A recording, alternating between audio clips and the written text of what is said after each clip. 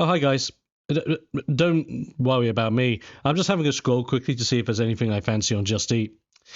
But you know what? I should really resist temptation. Segway! Ladies and gentlemen, welcome to another video. I'm TheXploder, and I couldn't resist making a joke like that. Oh, I did it again! Double whammy! I'm going to some kind of joke jail, I know I am. But a while back I talked about support, and why I believe support is one of the weaker keywords in Lorcana. Today, we take things down a different route, and down one of, personally, my favourite keywords in the game that I think is very strong. Let's dive in to resist. So first things first, what is resist? Well, I've got a couple of examples here through Dreamborn that we can go over, as well as show you some great resist cards that I think pretty much prove that resist is a very strong keyword that you should maybe try implementing, or at least try playing in any of your decks moving forward. Here's Mickey Mouse Food Fight Defender to share it for me with resist +1. Now the idea of resist is that damage dealt to this character is reduced by 1. So this means if I was to tackle into Mickey Mouse with 1 damage, Mickey Mouse would resist that 1 damage, and therefore he would take 0 damage from the result. Think of it this way: you have attack or damage dealing effect minus the resist. So if you used another example like Let the Storm Rage On that deals 2 damage, if I used Let the Storm Rage On Mickey Mouse Food Fight Defender, it would, instead of doing 2 damage, it would be minused by 1 resist. Therefore, Mickey Mouse will only take 1 damage, but you'll still get the card draw effect off of Let the Storm Rage On. So with that in mind, a lot of things can be used. Now, you also need to bear one thing in mind. Resist lowers the amount of damage dealt by the amount of resist that you get. It does not make you immune to damage, and it does not make you resistant against moved damage or placed damage. What do I mean by that? So probably the most common thing that I mean by this is removing of damage. For an example here, we have Belle, the 5-cost inkable 4/4 for 2 shift 3, where when you play this character, you move up to 3 damage counters from chosen character to chosen opposing character. Bearing that in mind, if I was to move, let's say, 3 damage from one of my characters onto your Mickey Mouse Food Fight Defender, who has resist +1, resist does not come into play whatsoever, because I'm not damaging you, I'm just simply moving a damage counter from my characters over to you. So because I'm not actively attacking or doing an action that deals damage specifically, resist does not clock on. So I can move anywhere up to 1, 2 or 3 damage with this Belle, and all of that damage can carry across to the Mickey, potentially getting him off board. The other card that's similar like this, and there's not a lot of cards like this in Lorcana at the moment, is for 1-cost emerald action Mosquito Bite that simply says put 1 damage on chosen character. Now, it may seem stupid, and you may think to yourself, but that's 1 damage, surely Mickey resists it. But here's where you have to be legitimate with the wording of effects. So resist, again, is when you're dealt damage. All Mosquito Bite is doing is taking a damage counter that doesn't exist yet in play and simply going, there you go, you have 1 damage. Because you are putting damage onto a character and you are not dealing damage to a character, Mosquito Bite can be used on resist-based characters and effectively work without any drawbacks, which is brilliant.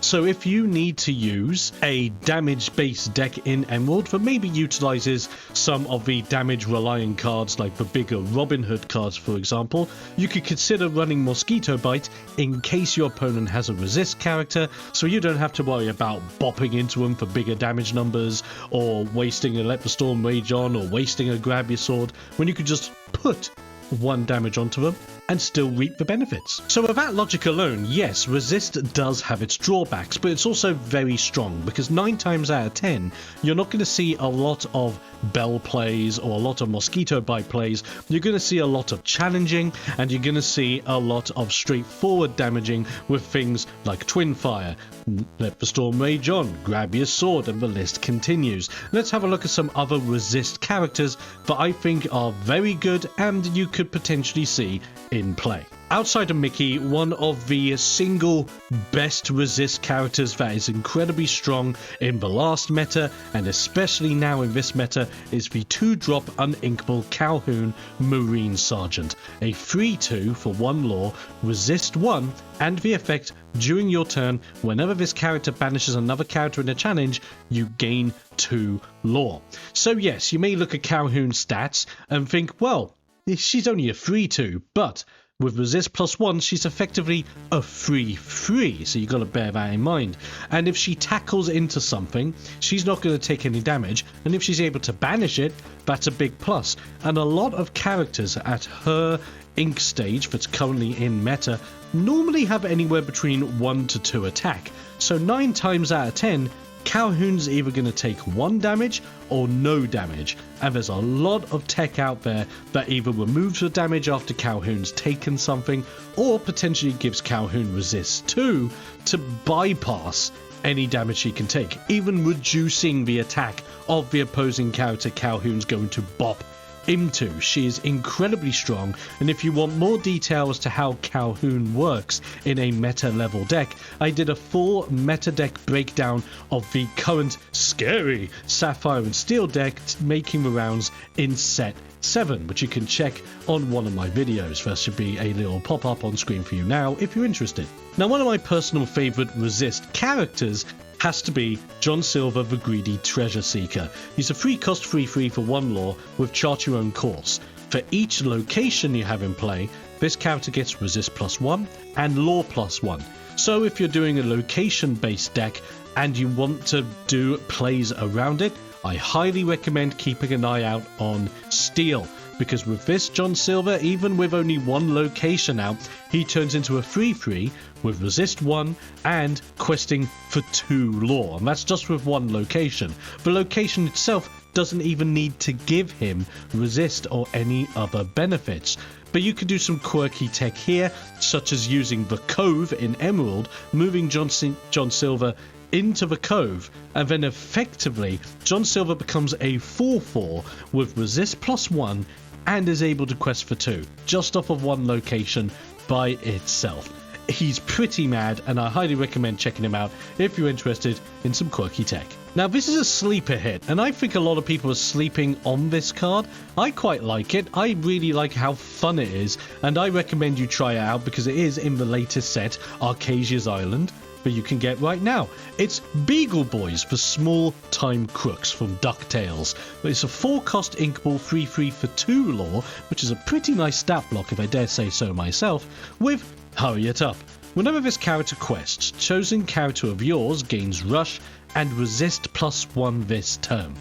So it's an on-quest ability, so you're going to get 2 lore out of it anyway, but when you play Beagle Boys, if you play a big enough character afterwards, and you can use that character to bop into something, then just quest with Beagle Boys, get your 2 lore, give it to that character. Now that character can bop with rush on the turn that it comes out, and it has resist +1, meaning that it has a high chance to either not immediately KO itself or potentially take 0 damage from that encounter. And it means that next turn you can still use that character, you can quest with that character, sing with that character. That's all good. I really like Beagle Boys. I've been trying to build a deck around Beagle Boys, and so far it's been a little bit difficult because you have to play him in Ruby and Sapphire.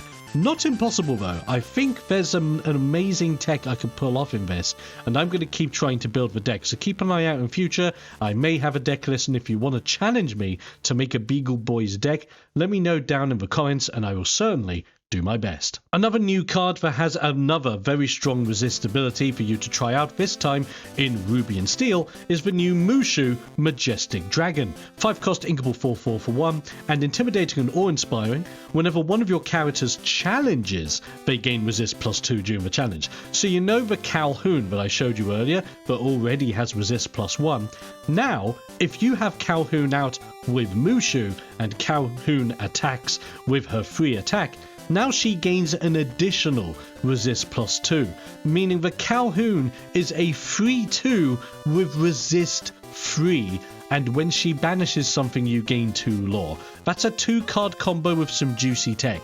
Bearing in mind as well that with Mushu during your turn, whenever one of your characters banishes another character in a challenge, you gain 2 lore as well. So Mushu doesn't even need to fight anything. Again, using the Calhoun example.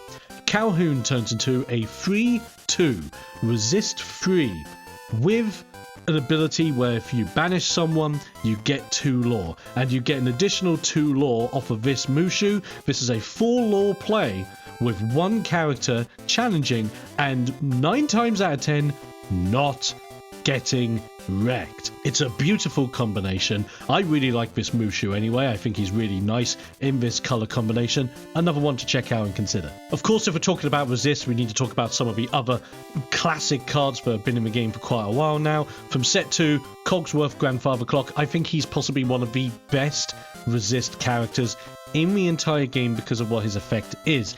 He himself doesn't have resist. He's only a 5 cost 2/5 for 2, shift free with ward. But it's his effect where your other characters gain resist +1. So he doesn't even need to do anything.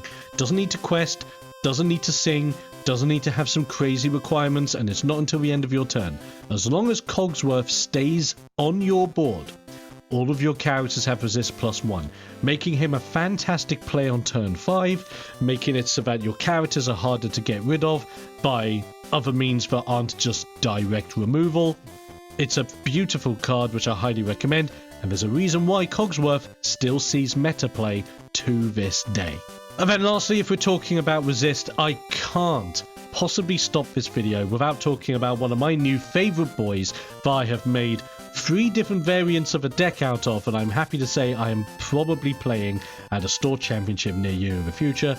It is Pete Space Pirate, a 6 cost inkable 5/5 for 2, shift 4 and frightful scheme. While this character is exerted, opposing characters can't exert to sing songs, and your pirate characters gain resist +1. Again, great effect that gives resist +1 across the board to any and all pirates you have out on the board. It is specific to pirates, so it's probably one of the weaker resist effects out there. You're mostly going to be using Pete for his effect of stopping your opponents from being able to sing, as long as he's turned sideways, of course. But the benefit of putting resist +1 on all of your pirates in this color makeup, where you have a lot of pirates to play with, is very good. Also, keep in mind, it does not say other pirate characters, it is your pirate characters, which means that every single one, including Pete himself, will have resist +1. It's a great card. I highly suggest playing around with him, and if you want to see any of my Pete decks that I have made, keep an eye on the channel for some coming soon, or if I've made them already, have a look at this little prompt that comes up on screen so you can check it out right after this one. So as you can see, whilst with support I had some very high criticisms of it, with support maybe lacking in a lot of strong options for you to go in and really build a deck around it, resist, I feel, has enough cards in there so that you have plenty of variation and plenty of things to just make things up. Even with things like Beagle Boys, so now you have active resist plays in both Ruby and Sapphire, Mushu that brings it into Ruby and Steel, but you're mostly going to see it in those colors. You don't see a lot of resist in Amber, for example. There are some examples of Amber cards that do have exist, but they're not as up there, so to say, as the other colors, and especially Amethyst. Amethyst doesn't have a lot of resist stuff either. There are some dual color cards that do get it, but it is mostly those that are splashing in with Steel. So you are going to have color limitations, but you're going to have that with these keywords anyway. The keywords are mostly there in certain colors for the most part, But now that we're starting to see dual colors make their way into the game, the potential is out there. Could we see more resist going into more color combinations in the future? I kind of hope so, as long as it's not insanely busted, because it can get really busted really quick. So I like resist. I think resist is a fantastic keyword for you to try out. But what are your thoughts on resist in Lorcana? Do you like the keyword? Do you not like the keyword? Are you interested in building a deck around this keyword? Let me know your thoughts down in the comment section below, as well as what keyword I should cover next on this channel, because I'm hoping to go over every single one, give you my 2 cents and give you some examples of some of the best ones out there. Whilst you are down there, have a look in the description for all of my social links if you want to stay in touch with me by any and all other means. As well as that, consider subscribing, liking, sharing with your friends and all that fun jazz, so we can build up the Lorcana community and make ourselves a lot more happier. Besides, who doesn't want to resist the temptation of stuck it in? I'm going to jail! And with all that in mind, and with all the jokes to one side, I will be seeing you in the next video. Until then, guys, stay safe, stay awesome, and most importantly, stay explosive. I'm seeing you guys next time. I need to think of a way to end this video in a quirky manner. Actually, let's just eat. I couldn't resist myself.